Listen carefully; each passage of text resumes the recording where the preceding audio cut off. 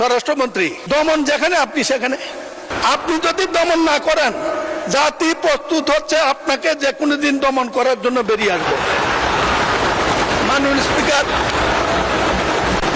সব দূর সালাউদ্দিনকে দেবেন। মোহদারি দেখলে দুলাভাই মনে করার কোনো কারণ নাই।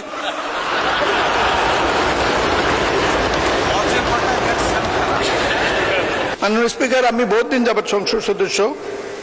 সংসদ এখন এই দেশের মানুষের প্রাণ কেন্দ্র। এই একটি কারণেই সংসদ চলাকালীন গ্রামের মানুষ পর্যন্ত টেলিভিশনের দিকে তাকিয়ে থাকে। প্রসঙ্গটি অত্যাধিক গুরুত্বপূর্ণ। এর একটি ইতিহাস আছে। ম্যান পাওয়ার এক্সপোর্ট শুরু হয় শহীদ জিয়া যখন দেশের রাষ্ট্রপতি। ইরাক কুয়েত যুদ্ধের সময় আল-কুদসের সদস্য হিসেবে শহীদ জিয়া যখন মধ্যপ্রাচ্যের মধ্যস্থতা নিয়োজিত, সৌদি আরব, মিশর, তার চেয়ে যখন শহীদ জিয়া জনপ্রিয়, সেই যুগে শহীদ জিয়া সৌদি আরব থেকে মধ্যপ্রাচ্যে এই শ্রমশক্তি রপ্তানির ব্যবস্থা করেন, মন্ত্রণালয় করেন। শ্রম মন্ত্রণালয় ছিল। অ্যাকাউন্টসের অন্য অভিজ্ঞ লোক, তার নামে একজন লোক প্রথম মন্ত্রী হয়েছিল। সেই সময়ে 80-র দশকে, সেই সময়ের পর 80-র দশকে তখন হজের লোক নিত, হজ ভলেন্টিয়ার 300 থেকে 3000 পর্যন্ত লোক নিত। তাদের যে সৌদি আরব ঠিক করেছিল মাত্র 5000 টাকা, বিমান টিকিটও তারা দিত। কিন্তু এই দেশে ম্যান পাওয়ার, আদম ব্যবসায়ী দানবরা এই প্রত্যেক থেকে 1.5 থেকে 2 লাখ টাকা নিত। 3 মাসের ভিসার জায়গায় তাদেরকে ওখানে ফেলে দিয়ে চলে আসতো। এর অন্যতম উদ্যোক্তা বরকতুল্লাহ বলে আমাদের বরকত ভাই নাম বলেছেন, লোটাস কামাল, তিনি আমার প্রতিদ্বন্দ্বী, তার নামটা আমি বলতে চাই না, গীবত হবে কিনা জানি না। তাকে এনে জিজ্ঞেস করলে জানা যাবে কত ক্রাইম এক্ষেত্রে করেছে। তাদের এই সৃষ্ট মানব সংকটে দানবদের ভূমিকার কারণে আজকে ম্যান পাওয়ারের এত প্রশ্নগুলো এসেছে। অনেক সমাধানের প্রস্তাব অনেক কোনো সমাধানের প্রস্তাব নাই। আমি শুধু বলবো, সংক্ষেপে লিখে নিয়ে এসেছি, কয়েকটা প্রস্তাব দেব। এই ব্যাপারে কোনো সন্দেহ নেই, আমাদের মধ্যে মধ্যপ্রাচ্যের রিমিটেন্স, বিদেশি মুদ্রা বাংলাদেশের অর্থনীতির প্রাণকেন্দ্র এখন। এই জন্য তাদেরকে যে কোনো পর্যায়ে সহযোগিতা, মর্যাদা দেওয়া উচিত। এটার একটা মাত্র কারণ, বৈধ সময় বর্তমান সংকট সীমিত সুযোগ হয়েছে। এক সময় সৌদি আরব, মধ্যপ্রাচ্যের দেশগুলো আমাদের প্রধান সম্ভাবনা থাকলেও বর্তমানে নামমাত্র দেশে সীমিত পরিসর হচ্ছে। অধিকাংশ মধ্যপ্রাচ্যের লোক যাওয়ার এখন নগণ্য। মালয়েশিয়ার শ্রমবাজার বন্ধ, তার জন্য দায়ী এই সিন্ডিকেট।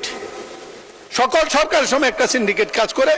আমরা আশা করি আমাদের সরকারের সময় একে কাজ করতে দেওয়া হবে না, সরকার কাজ করবে। ইউরোপ যাত্রা একটা মরণ ফাঁদ। দাওয়াত চক্রের প্রলোভন, যে মানবীয় দানবীয় ঘটনা ঘটে, এর একটা বিচারও আজ পর্যন্ত হয়েছে বলে ধারণা নাই।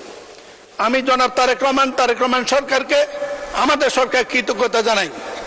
তামিসের হত্যার ঘটনা যেমন তাড়াতাড়ি হয়েছে, মানব পাচারকারী যে হত্যা হয়, খুন হয়, তাদের বিচারও 24 ঘন্টার মধ্যে করার ব্যবস্থা করতে পারলে এটা বন্ধ হতে পারে। বিপজ্জনক রুট, দালাল চক্র অফিসের বেশের দুর্গম রাস্তা, জঙ্গল, ঝুঁকিপূর্ণ নদী, সমুদ্র পথে ইউরোপ পাঠার চেষ্টা করে। অনেকে গন্তব্যে পৌঁছতে পারে না, আর পৌঁছতেও তারা ওখানে যায় না, কোনো কাজ পায় না। মানবিক বিপর্যয়, জিম্মি, নির্যাতন, মৃত্যু, লাশ হয়ে ফেরা আমাদের দেশের লোকেরা করে। পত্রিকা নাম আসে, আজ পর্যন্ত শুনি না কারো সাজা হয়েছে কোনো সরকারের আমলেই। এই ব্যাপারটি দেখার জন্য মন্ত্রণালয় আছে। আমাদের মন্ত্রণালয় এখন অত্যাধিক ভালো মানুষ কাজ করছে। আর বিশেষ করে বৈষম্যবিরোধী আন্দোলনের নেতা আমাদের নুরুল হক নূর এখানে মন্ত্রী, তারাও যদি এই সমাধান করতে না পারে, আমরা আর কার কাছে চাইব? সুতরাং আমি আশা করি মন্ত্রণালয় করলে এই ব্যাপারটি রোধ করা যাবে। ইউরোপে জমি এবং মুক্তিপণ, এটি একটি বিরাট সংকট। এটার জন্য আমাদের রাষ্ট্রদূতগুলা, রাষ্ট্রাচারগুলা কি জন্য থাকে আমি আজ পর্যন্ত এটা জানি না। মাননীয় স্পিকার, কেউ কোনোদিন আমাদের লোকের বিপদের পাশে দাঁড়িয়েছে এই গল্প আমি কোনোদিন শুনি নাই। বৈধ এজেন্সি এটা ইচ্ছা করলে নিয়ন্ত্রণ করতে পারে, কিন্তু করবে না, কারণ এদের টাকার এত দূরত্ব, যে কোনো জায়গায় টাকা যায়। একমাত্র জামাত ইসলামের কেউ কোনো টাকা নেইছে বলে শুনি নেই আমি। আমরা এইটাই জন্য বললাম, হাততালি দেওয়ার কিছু নেই, কেউ বাদ নাই।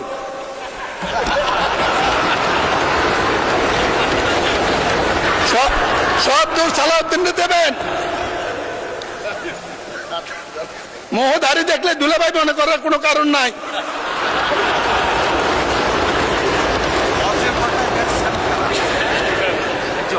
মেলা টাকা নাই, কারা পটায়? সব পারে, শুধু আমি বিশ্বাস করি স্পিকার, ব্যাপারগুলা সমস্যাগুলো বক্তৃতার কিছু নেই, জানে সবাই।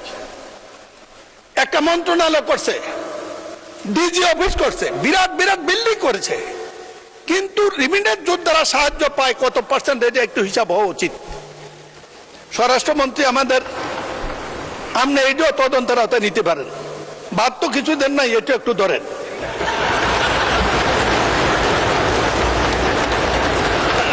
বৈধ রিক্রুটিং এজেন্সি এবং সম্মানিত লোক, ক্রিমিনাল যার ইতিহাস নাই, তাকে বৈধ লাইসেন্স দেওয়া হবে না, যে ইচ্ছে সে হোক। মাননীয় সদস্য 1 মিনিটে কনক্লুড করেন। মাননীয় স্পিকার, একই তো কথা শুরু করলাম মাত্র, আপনি দিলেন বন্ধ করে। আচ্ছা 2 মিনিট, যাই হোক, আচ্ছা 2 মিনিটে কনক্লুড করেন। আমাদের প্রধানমন্ত্রী মালয়েশিয়া যাচ্ছেন, এটা মানুষকে ভোটের চেয়ে বেশি আশাবাদী করেছে। মালয়েশিয়ার সাথে আমাদের সমস্যা, যে সমস্যাগুলো বিদ্যুৎ সরকার এবং ম্যান পাওয়ার নিড করেছে, এটা সমাধান হইলে এরপরে প্রধানমন্ত্রীকে প্রস্তাব করবো অবিলম্বে আপনি সৌদি আরবে যান, এই দরজা খুলে দেন। আমাদের দেশ চালানোর জন্য প্রয়োজনীয় ডলারের জন্য বা বৈদেশিক মুদ্রার জন্য তারাই যথেষ্ট। মাননীয় স্পিকার, আমি সব কথাগুলো লিখিত আকারে মন্ত্রীর কাছে দিয়ে দেব। আপনি কঠিন মানুষ, বন্ধ করে দেবেন জানি। বন্ধ শ্রমিক বাজার উদ্ধার করার কোনো বিকল্প নেই, জোরদার কূটনৈতিক তৎপরতা। মাননীয় স্পিকার, ফরেন সার্ভিসের সবচেয়ে গুরুত্ব হল ডিপ্লোম্যাটরা ওখানে করেটা কি, তাদেরকে একদিন সংসদে আনেন, আমরা একদিন শুনি, আমি অভিযোগ করবো, জবাব দেখ। এই সংসদীয় কমিটির কথার দরকার নেই, অলরেডি সংসদীয় কমিটি গঠিত হবে শ্রম মন্ত্রণালয়ের যাকে দেবেন উনি থেকে এদেরকে ডেকে জিজ্ঞেস করুক লোকরা নির্যাতিত হয় কেন, পাসপোর্ট নিয়ে সমস্যা কেন। মাননীয় স্পিকার, দালাল চক্রের কঠোর দমন, স্বরাষ্ট্রমন্ত্রী, দমন যেখানে আপনি সেখানে। আপনি যদি দমন না করেন, জাতি প্রস্তুত হচ্ছে আপনাকে যে কোনো দিন দমন করার জন্য বেরিয়ে আসবে। মাননীয় স্পিকার, আমি যেদিন দাঁড়াই সেদিনে আপনি চেয়ারে থাকেন। আমার একটু সীমাবদ্ধতা আছে, আপনার সাথে বিতর্ক করতে পারি না। আমি বলছিলাম সময় যখন দেবেন, ইচ্ছা করে কিছু কথা বলার জন্য দিয়ে।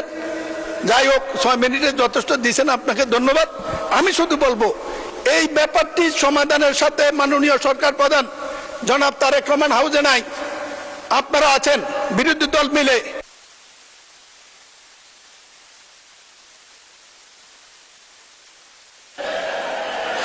আর 1 মিনিট। যদি আমাদের ইজ্জত, 24-এর ইজ্জত, মুক্তিযুদ্ধের ইজ্জত, দেশের ইজ্জত, বিদেশি ডলার ইনকামকারীদের ইজ্জত, এই রিমিটেন্স যোদ্ধাদের ইজ্জত, জাতির ইজ্জত রক্ষা করতে চান, একটি কাজে করেন, যে কোনো কারণে হোক এদের উপর নির্যাতনকারী ম্যান পাওয়ার ব্যবসায়ী এবং বিদেশি দালাল, তাদের বিরুদ্ধে কঠোর ব্যবস্থা নেন, তাদের মুক্ত করে দেন। ধন্যবাদ মাননীয় স্পিকার।